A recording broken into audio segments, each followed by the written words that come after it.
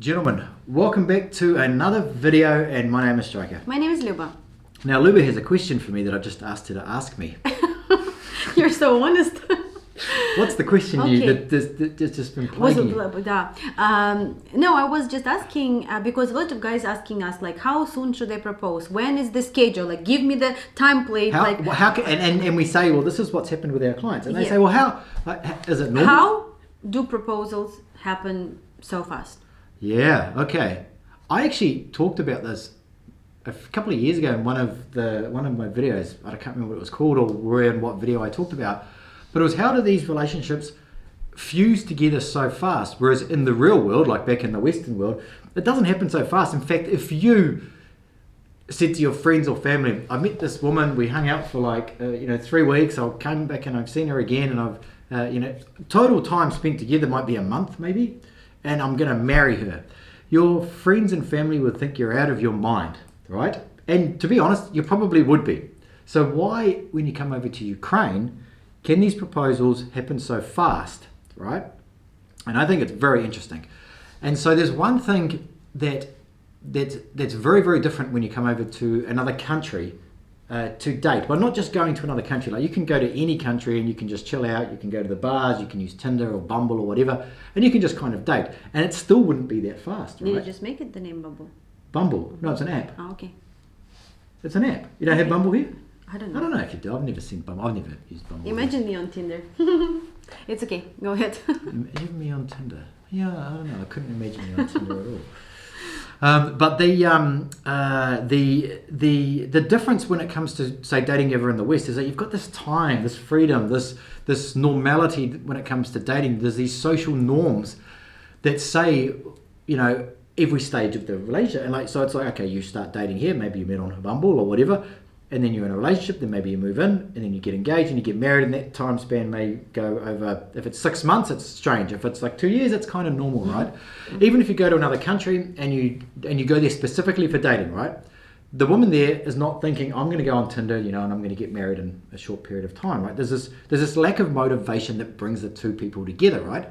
This is the benefit of when you use dating agencies, right? Because the woman went to the dating agency. She didn't download an app and swipes right and then sometimes messages or whatever. She went there for the sole intention to meet a man, to get married, and to start a family or progress in life or get to the next stage in life with a man. When a man decides that he wants to date in another country like Ukraine, and specifically also goes to the same place where she is at, then the motivation for the two people to meet is already there. There's a very, very strong premise that when they meet, they're assessing each other. They're looking at each other. They're thinking, is this woman going to be a good candidate for a wife? She's looking at him going, okay, is this man going to be able to provide and protect her if there's a family or whatever? That there creates this extreme pressure, kind of like creating a diamond from coal. Did you know diamonds come from coal? Yes. In Ukraine, is the same? The Ukrainian ones are different, but Ukrainian diamonds. Yeah, it's always when I'm down. I use this analogy, like when I'm upset about something, I'm thinking, okay, the diamonds go through a lot of pressure before they become they become diamond. But you agree with what I'm saying? Like, do you think that I agree, and I want to give an example because I think that when you listen to something, you want to hear some case, when it's actually happened. Okay. So we have a guy who met a lady in March. He met her, and then he was able to travel to Ukraine, I think in May.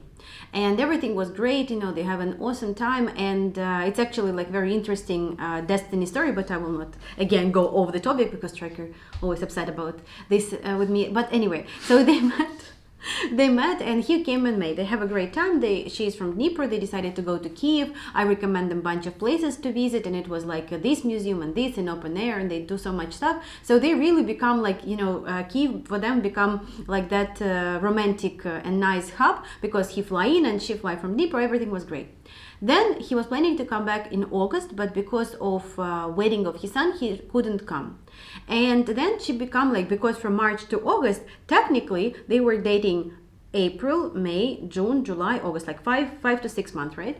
And so he can't come, and she was very upset that, after the wedding he can't come because like there was some issue at work, and then he said that, he doesn't have a vaccination, so he was going to do the vaccination, and then after the vaccination he needs to wait 3 weeks to do another one, and then after that he needs to wait for 2 weeks to be able to actually travel, because even if you have a certificate, it's only valid after 2 weeks, so keep that in mind.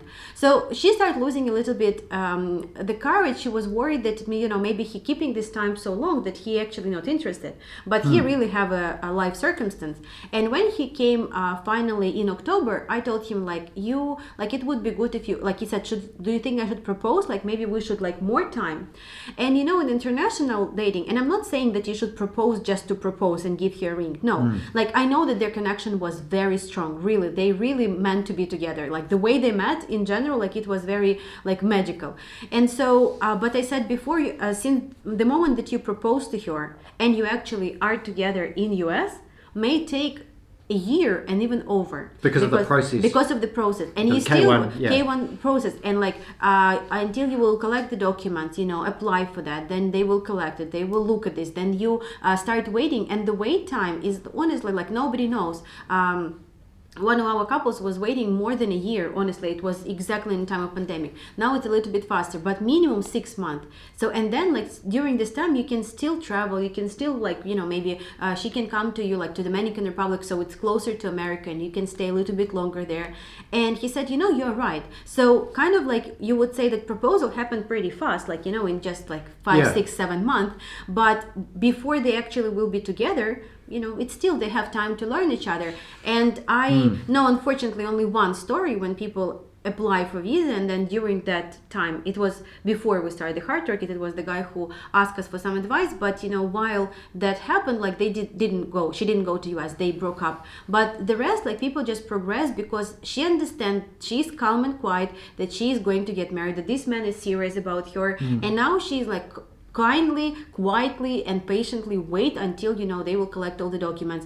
And the reason that I know that is because I was talking to her and I was asking like, why you like, there were some little things that I saw that she's very annoyed, that she's really like a little bit angry in some points where she shouldn't be. And I say, I'm just not sure, like, is he just coming as he's a sex tourist, not sex tourist, but just coming for having fun, fun, and he's just like a toy. Those are like the insecurities. Security, yeah. Insecurities. But yes, you're right, it's insecurity, but we have what we have. But anyway, like it happened pretty fast. But of course we never like one of the guys we have, and he said like, Luba, I want to propose, where can I get a ring? On a tour, after the tour. I said no, like I don't want these numbers, I'm not like collecting the proposals, I'm not counting them, oh we have a success story. No, I don't want that. And I was staying there, like not letting him go to the shop because I didn't want him to. He actually got married to this lady, but on the second trip he proposed to her because connection was so great. But sometimes we are on emotions, can do something that we can regret, and I'm there to make sure that your mind is sober. So throw that metaphorical bucket of like ice water and say just calm down. Yeah. There's two parts to like when it comes to the actual marriage process, right? One of them is the romantic side, maybe what we feel like we should do because that's like the dream of getting married and all that stuff. Then there's the practical side, which is the documents, right? And the documents are necessary in order for her to come and live with you in the United States. This is just a procedure, right? So regardless of where you stand on both of those things, you have to think about what you're going to do, right? We do not encourage people to get engaged very, very soon, right? We always say like, come back for the second trip, and surely you guys have watched our other videos where we say the first trip is about getting acquainted. Then you have the distance apart, which is part of the qualification process of how much time and effort she's going to invest. Then you come back and see one of those ladies that you met in the first trip, and then from there, after you leave, then you can start to think about that process of where the marriage comes in, and maybe it's the romantic side, maybe it's the practical side, maybe it's what Luba just said then about getting the process or the ball rolling, because it may take some time and you're going to come back and do those trips as well. But we can't tell you what to do. Like you as a man who leads in this relationship, you need to come up with your own plan. We're just there to assist you. We'll try and make sure you don't do anything that you're going to regret based on other experiences that we've maybe had or that we've experienced as well with other clients. And try and be practical about it. It's about this whole, like the whole thing with Heart Rocket when we first started was it's a practical approach to dating in Ukraine, and we still stand by that. So just these proposals can happen 10 times faster. I'm going to say 10 times faster than in the West, and that's normal. And then right? even here, you know, when people meeting here, they Yeah, usually yeah, date like year, 2 years, 3 years before they actually propose to each other. But it's a little bit like we always say that, you know, everything is a little bit faster when you do it for the West.